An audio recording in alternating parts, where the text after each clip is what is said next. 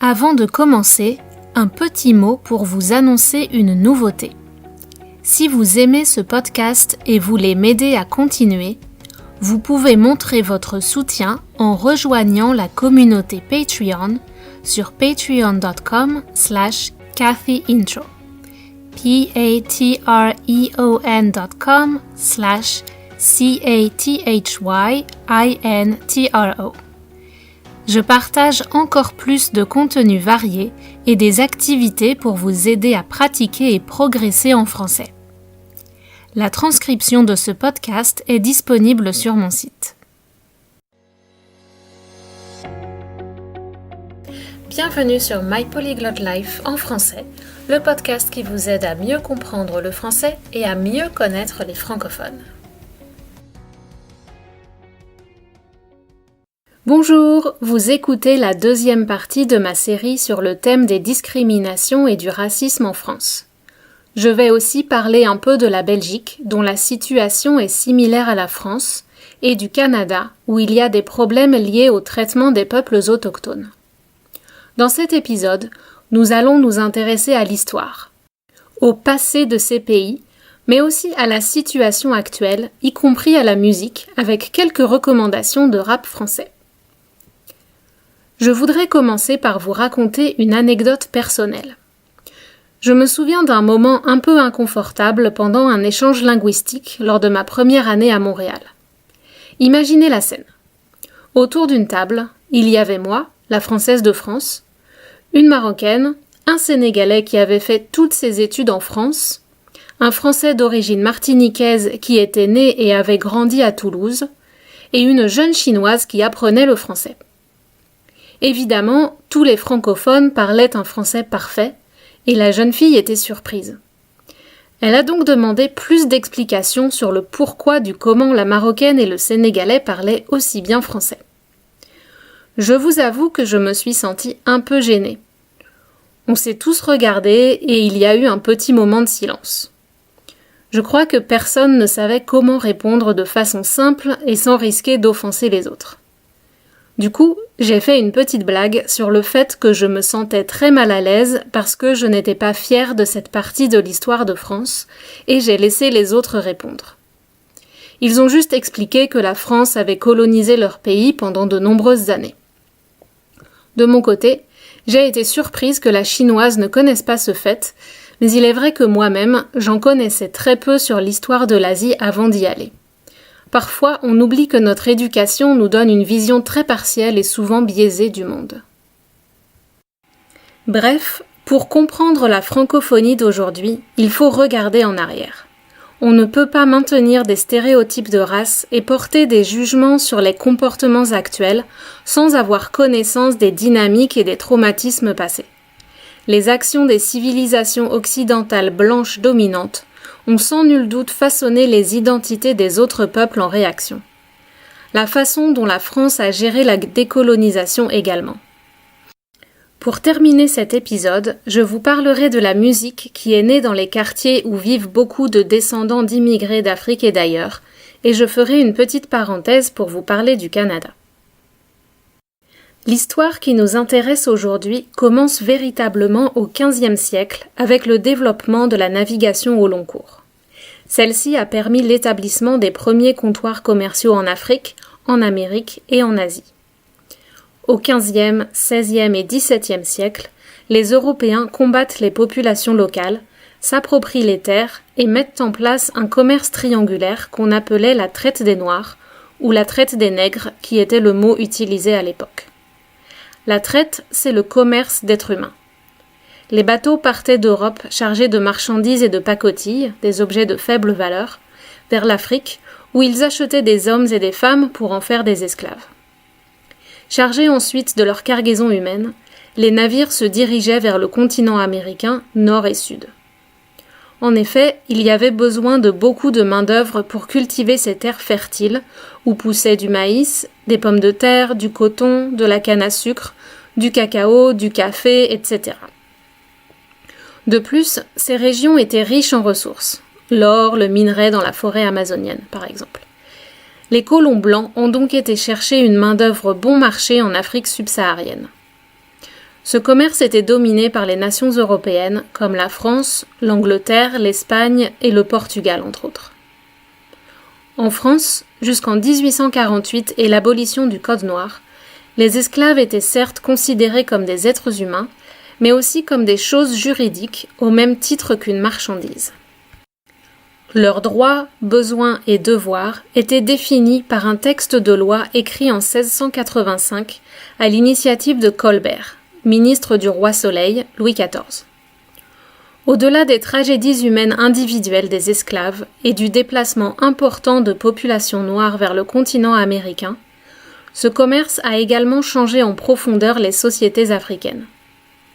En effet, un certain nombre d'activités économiques ont été délaissées, mises de côté, au profit du développement de la lucrative traite négrière. Cela a modifié les relations entre les personnes et entre les États. L'être humain est devenu une monnaie d'échange qui valait plus que la monnaie et les autres ressources traditionnelles du commerce entre les États. Cela a nui à l'esprit d'unité et de collaboration et accentué les conflits et les replis identitaires, chaque ethnie voulant se regrouper et se protéger. Après la fin de l'esclavage en 1848 en France, la situation s'est à peine améliorée. Les colons blancs n'ont pas voulu abandonner toutes les richesses des terres colonisées. D'autant plus qu'on a découvert que le sol africain regorgeait de pierres et de métaux précieux. L'exploitation a donc continué. Cependant, contrairement aux États-Unis, la fin du système esclavagiste a été bien acceptée par la population.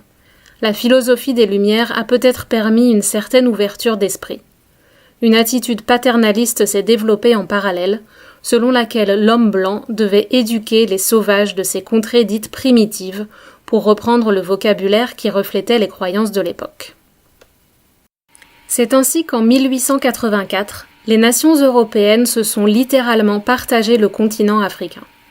Italie, Allemagne, France, Angleterre, Espagne, Portugal et le royaume de Léopold II qui deviendra la Belgique, chacun pouvait prétendre à sa part du gâteau, à condition d'occuper le territoire réclamé. Chaque pays a donc dû y installer des citoyens et un système de gouvernance. Évidemment, les ethnies, territoires et royaumes existants sur le sol africain ont été totalement ignorés lors de ce découpage.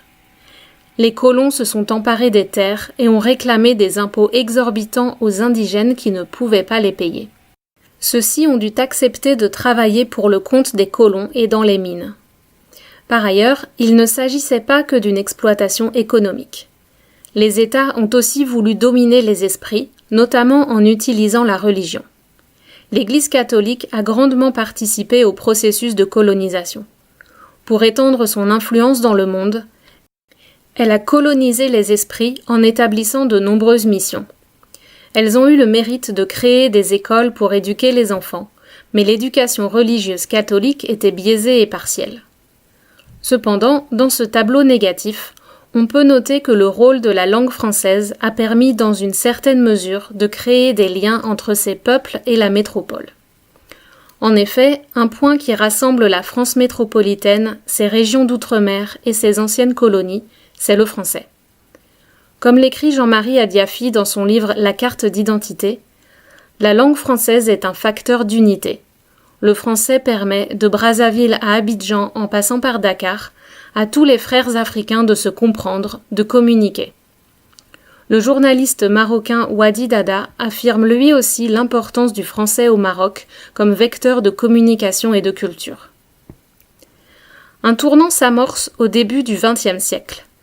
Après la défaite de 1870 contre la Prusse, la France est affaiblie en Europe. Alors, elle tente de réaffirmer sa grandeur dans ses possessions africaines. Par la suite, les deux guerres mondiales ont grandement bouleversé la géopolitique du continent africain.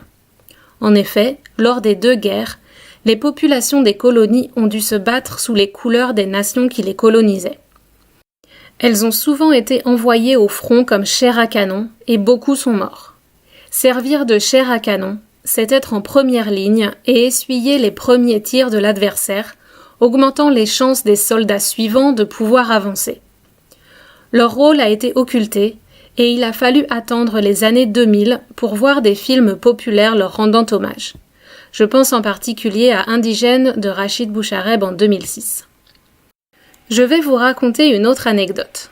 Je pense que vous connaissez tous le film Back to the Future, Retour vers le futur en français. Dans ce film, il y a une blague que je ne comprenais absolument pas quand j'étais enfant. C'est le moment dans le futur où le vieux Biff donne l'almanach au jeune et lui dit en anglais « Now, make like a tree and leave ». En français, ça a été traduit par « Maintenant, tu fais comme les Sénégalais et tu te tires ailleurs ». En argot, « tu te tires ailleurs », ça veut dire « tu t'en vas, tu pars, tu dégages ». En anglais « you go elsewhere ». Et je n'ai jamais compris le lien entre les Sénégalais et le fait de partir. Je pensais que c'était peut-être une référence à l'immigration. Je devais avoir 10-12 ans, et ce n'est que bien des années plus tard que j'ai appris qu'un régiment de soldats du Sénégal s'appelait les tirailleurs sénégalais. Donc en fait, un tirailleur, c'est un type de soldat. Du coup, j'ai compris la blague. Elle est raciste, mais ça convient bien au personnage de Biff. Le problème, c'est qu'elle n'était drôle que pour les anciennes générations qui connaissaient l'existence des tirailleurs sénégalais. Mais je ne suis pas sûre qu'ils regardaient des films américains comme Retour vers le futur. Après les guerres, il y a finalement eu peu de reconnaissance de la part des métropoles. Les soldats venus d'Afrique ont été essentiels pour combattre les nazis et libérer le sud de la France, mais ils ont été payés beaucoup moins que les soldats blancs. Certains ont été renvoyés dans leur pays sans recevoir la totalité des sommes dues et de leurs pensions de la part de l'État français. En 1945, la redistribution des colonies des nations vaincues a modifié les rapports de force. Puis des tensions croissantes entre les colonies qui réclamaient l'indépendance et les nations colonisatrices sont apparues. Honnêtement, en faisant des recherches pour ce podcast, j'ai lu des choses absolument scandaleuses sur le comportement de l'administration française. Une grande partie de la population, blanche comme noire ou autre, ignore tout cela. À mon avis, une plus grande reconnaissance de ces faits est essentielle si on veut avoir une chance de créer une société française diverse mais unie. Venons-en maintenant à la décolonisation qui a ajouté de nouveaux problèmes sur les anciens. Au lieu d'être une occasion de promouvoir l'égalité et la coopération, elle a permis de maintenir les inégalités et l'exploitation des pays du Sud dans une certaine mesure. Je vous invite à écouter l'épisode du podcast Inner French où Hugo parle de l'indépendance d'Haïti et du prix qu'ils ont dû payer pour dédommager les anciens colons. Le pays s'est retrouvé endetté sur des générations, ce qui a freiné son développement et favorisé les dictatures qui ont transformé ce pays en république bananière. Un terme qui désigne un régime politique dictatorial et corrompu qui se maintient parce qu'il sert les intérêts de pays tiers et de multinationales. À la fin des années 1950, de nombreux pays africains négocient leur indépendance, mais la France garde une grande influence économique, notamment au niveau de la monnaie, le franc CFA, et grâce à sa puissance industrielle. Si cette période de l'histoire vous intéresse, je vous recommande Au service de la France sur Netflix. Une série comique d'espionnage dans la France des années 1950 et 60 qui aborde les transformations majeures de cette époque, comme la guerre d'Algérie, le racisme et la condition de la femme. Aujourd'hui, si l'influence directe des États a un peu diminué, l'Afrique doit faire face au néocolonialisme des multinationales qui tentent toujours d'exploiter les ressources africaines pour leur profit, aux dépens des populations locales. L'armée française est toujours très présente en Afrique pour des missions de maintien de la paix et de lutte contre le terrorisme. Cependant, le rôle ambigu des puissances occidentales comme la France est parfois pointé du doigt, comme lors du génocide au Rwanda et au sujet de sa stratégie diplomatique en Libye. En parallèle des mouvements de décolonisation, certaines régions, en particulier des îles ou archipels comme les Antilles, la Polynésie, la Réunion ou la Guyane, ont choisi de demeurer français sous le statut de département ou territoire d'outre-mer, puis, depuis 2003, de département et région ou collectivité d'outre-mer. La différence entre eux concerne principalement les responsabilités des pouvoirs publics locaux et leur degré d'autonomie. Malheureusement, comme on dit, loin des yeux, loin du cœur. Ils sont parfois un peu oubliés et clairement pas une priorité pour le développement économique. Le taux de chômage et de pauvreté est souvent bien supérieur à ceux de la France métropolitaine. Les services publics sont moins bien développés et le manque de moyens est flagrant, comme on a pu s'en rendre compte avec la crise du coronavirus, particulièrement en Guyane et à Mayotte. Les régions et collectivités d'outre-mer sont des régions clés pour l'économie de la France, mais leur importance est surtout d'ordre stratégique. La France est ainsi présente sur les 5 continents et contrôle de vastes zones maritimes.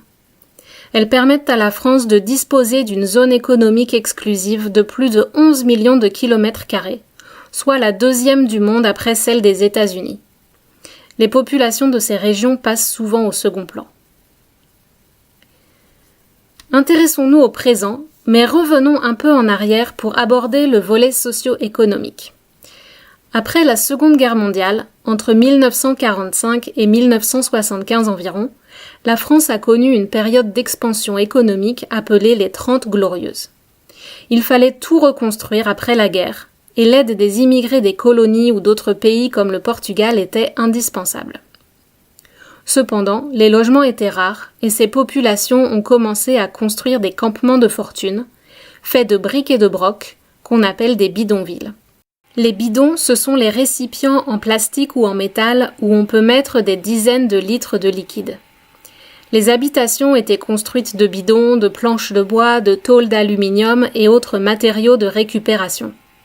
Les gouvernements de l'époque pensaient initialement que ces populations retourneraient dans leur pays d'origine, mais il a fallu se rendre à l'évidence, cela n'a pas été le cas. Il a donc été nécessaire de s'organiser pour les transférer dans des logements permanents. Il faudra attendre les années 70 pour que les bidonvilles disparaissent et que leurs habitants soient relogés dans de grands immeubles en périphérie, en banlieue, à l'extérieur des grandes villes. On appelle ces quartiers des cités. C'est devenu un terme péjoratif. Les immeubles sont appelés des tours ou des bars. Quand ce sont des logements sociaux gérés par les mairies, on les désigne par le sigle HLM, ce sont les initiales de habitation à loyer modéré. Les loyers ne sont pas soumis au prix du marché et restent abordables. Dans ces quartiers bétonnés, avec peu de végétation, on a entassé des populations pauvres et marginalisées, souvent immigrées. Les lieux culturels sont rares et les infrastructures publiques mal entretenues. En effet, les impôts locaux financent en partie les services publics. Donc dans les quartiers pauvres, le budget est bien moindre que dans les zones riches. Dans une logique égalitaire républicaine, les gouvernements successifs ont refusé de voir que, malgré une égalité face à la loi, il y avait une très grande inégalité dans les faits, sur le terrain.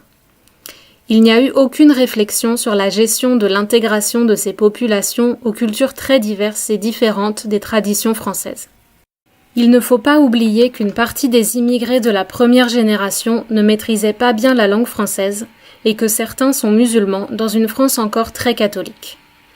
La croyance était que les nouveaux immigrants devaient s'assimiler, abandonner leurs traditions pour adopter les us et coutumes de la France. Seulement, ce n'est pas aussi simple. Nier l'identité de quelqu'un provoque forcément une réaction d'opposition, surtout si en même temps on vous fait bien sentir que vous n'êtes et ne serez jamais français, même si vous vous assimilez parfaitement. En effet, à cette période, le racisme était monnaie courante. Des violences policières commises dans ces banlieues sur des jeunes d'origine maghrébine ou d'Afrique subsaharienne ont ainsi déclenché une série de manifestations en 1983, appelée la Marche pour l'égalité et le racisme. Ceci a d'ailleurs mené à la création de l'association SOS Racisme, alors qu'en parallèle, le parti politique Front National, populiste, souverainiste et raciste prenait de l'ampleur. Ainsi, à la pauvreté s'est donc ajoutée une crise identitaire pour des jeunes de la deuxième génération, enfants de parents immigrés, souvent en provenance des anciennes colonies françaises. Ils avaient beau être nés en France, leur apparence physique les distinguait immédiatement des Français dits de souche. Avoir une double culture n'est jamais simple. On oscille toujours entre plusieurs visions du monde et il est difficile de trouver sa place. Ces jeunes se sentaient probablement considérés comme des étrangers ou des citoyens de seconde zone, même s'ils avaient passé leur vie en France. Une personne de seconde zone dans une catégorie, C'est quelqu'un qui est considéré comme moins important. Ses besoins ne sont pas une priorité. Comme dans les trains ou les avions où on a la première et la deuxième classe. C'est peut-être pour cette raison que les rappeurs américains ont inspiré de nombreux groupes français. Ils ont créé un rap à la française qui est toujours bien vivant et qui a évolué en plusieurs courants qu'on distingue maintenant sous le nom de musiques urbaines. En écoutant ces chansons, on perçoit souvent un sentiment d'abandon. Ces jeunes ont l'impression d'avoir été oubliés.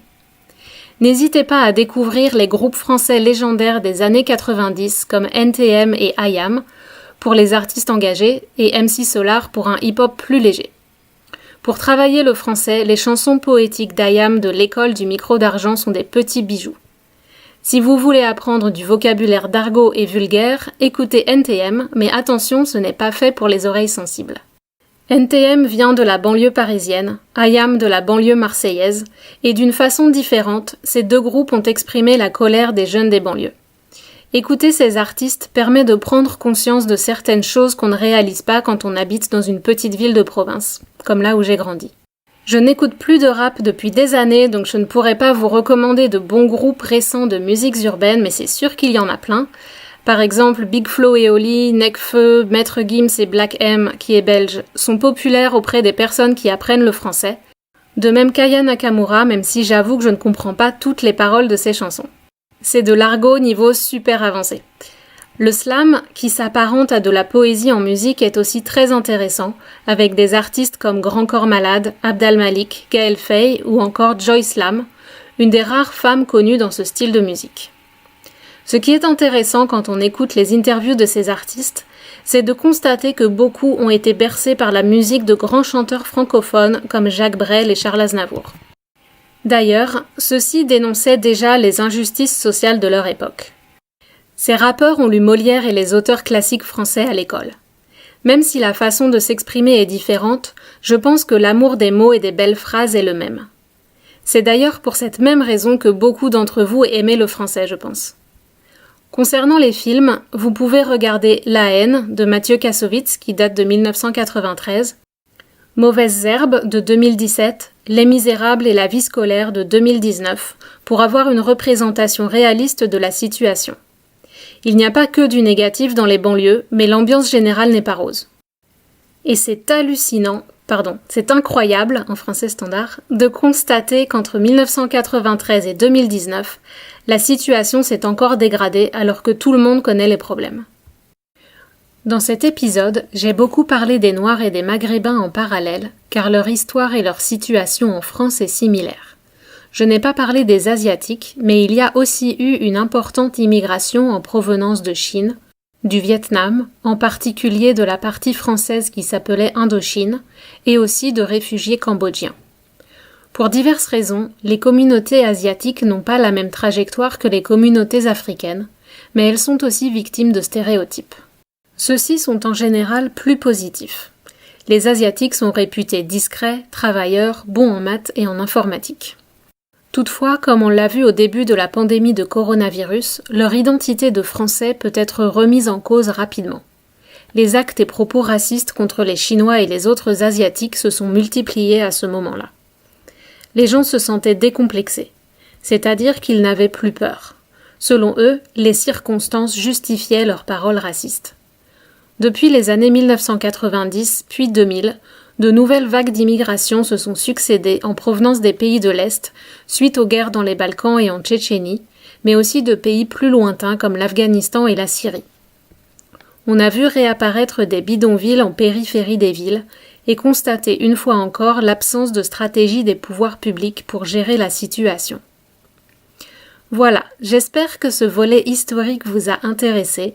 Je voulais juste vous donner un peu de contexte sur pourquoi il y a tant de diversité en France, d'où viennent ces populations et la dynamique des relations qui a mené à la situation actuelle. Le racisme et la discrimination en France sont un sujet complexe qui est intimement lié à des questions socio-économiques. Le racisme est moins une menace physique comme aux États-Unis, mais représente une série d'obstacles pour les personnes racisées comme nous allons le voir dans un prochain épisode. Pour terminer, je vais faire une parenthèse sur la situation dans mon deuxième pays, le Canada, où il y a bien sûr aussi des problèmes de racisme. Je peux seulement parler des provinces où j'ai vécu, la Colombie-Britannique et le Québec. Je ne sais pas comment ça se passe ailleurs. Je pense qu'il y a beaucoup de racisme au Québec, parce qu'on retrouve une mentalité assez similaire à la France vis-à-vis des minorités. Mais on retrouve aussi un sentiment anti-anglophone et de plus en plus anti-français de France chez certains individus, donc je ne sais pas si c'est lié à la couleur de peau ou tout simplement à la peur de l'étranger en général. Mais il est certain que si, en plus, l'étranger est d'une couleur et ou d'une religion différente, cela n'arrange pas sa situation. La loi 21 adoptée par le Parlement québécois en 2019 concernant le port de signes religieux dans la fonction publique a été très critiquée. Cela m'a rappelé les débats sur le voile en France. Maintenant, je pense qu'au quotidien, la situation économique du Canada permet d'atteindre un taux de chômage très bas, et donc la population est bien obligée d'accepter qu'il est nécessaire d'accueillir des étrangers. Ensuite, les Canadiens étant généralement polis et ouverts d'esprit, les actes racistes au quotidien me semblent moins répandus que dans d'autres pays, ce que certaines de mes connaissances m'ont confirmé. Si le gouvernement du Québec a annoncé qu'il n'y avait pas de racisme systémique dans la province, la ville de Montréal a reconnu il y a quelques jours, suite à la publication d'une étude qui a duré 2 ans, qu'il y avait des problèmes et qu'il fallait mener des actions pour les corriger. Je pense qu'au Canada, il y a eu une prise de conscience plus forte qu'en France. Je pense que c'est dû à tout le travail effectué par les représentants des peuples autochtones du Canada pour obtenir la reconnaissance des crimes passés de l'État canadien et leurs conséquences durables sur les populations. En effet, pour trouver le talon d'Achille, le point faible du Canada, il faut s'intéresser à cette page méconnue de l'histoire canadienne. J'y reviendrai plus en détail dans un prochain podcast car cela mérite un épisode entier, mais je vais résumer rapidement la situation. Dans les années 1800, des pensionnats ont été créés sur tout le territoire pour accueillir les enfants indiens, comme on les appelait alors. C'étaient les enfants des peuples autochtones qui étaient établis en Amérique du Nord avant l'arrivée des colons anglais et français. Sous la houlette notamment du premier ministre de la Confédération du Canada, Sir John Macdonald, un programme d'assimilation a été mis en place. L'objectif était de faire disparaître les cultures et les langues autochtones pour imposer les mœurs des colons.